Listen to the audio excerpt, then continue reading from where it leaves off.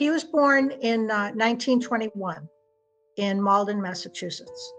And he grew up mostly with his father and grandmother and his two sisters.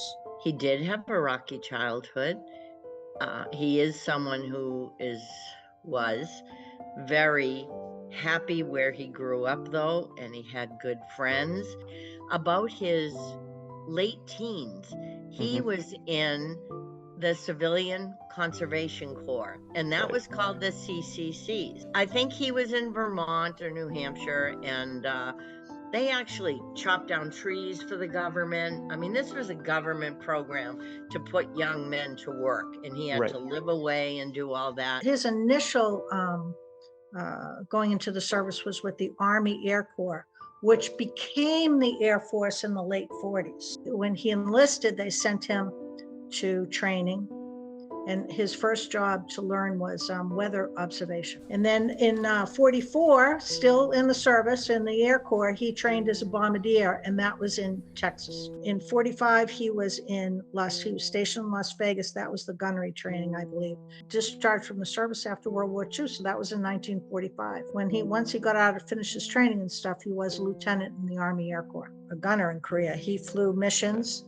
He flew like 25 missions. Therefore, if we had any interaction in war or something, and this proved true, he was in an airplane as a radar man and a gunner. His obituary, because he wrote it himself, was very specific about what he did. It's very helpful when someone does that because you have all the information right there. And shortly after that, he became a senior master sergeant, and then a year or so later, he became a chief master sergeant. So after retiring from serving in World War II, Korea, and Vietnam, he became an Internal Revenue officer, and he was stationed and served in Springfield, Mass. And Bangor, Maine. And he really enjoyed his job. He did that job until he turned 64 years old when he retired.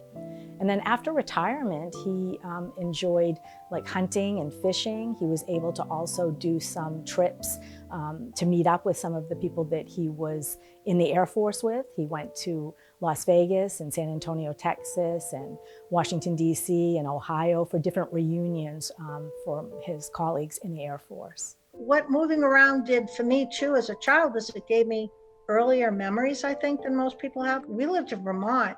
I'm looking at the paperwork. I was like under 2, and I remember a staircase. I really enjoyed the moving. I was always sad saying goodbye to people, but Dad was always right on the base. We generally lived on the base, and we lived with people that did the same thing. The traits I developed from my dad were really kind people, and he was too. He gave me that sense of, I can do this. A really strong work ethic and also a love of reading. My father always had a book going, and all 3 of us, my 2 sisters and myself, enjoy reading. He had I think, a gregarious personality. He was outgoing, he enjoyed being around people, he was talkative. He also could have a quick temper, and he was very strong in his opinions. What is one piece of advice that he gave you that will stick with you for like the rest of your life? When I was learning how to drive, we were going from the Boston area to Springfield, and he let me drive. That stayed with me as being a supportive thing that he did. He really wanted to be sure that I got a college education and always stated that that was something that nobody could take away from me. He also really encouraged me to work hard and to know that sometimes life isn't fair, but that you have to get up and keep going.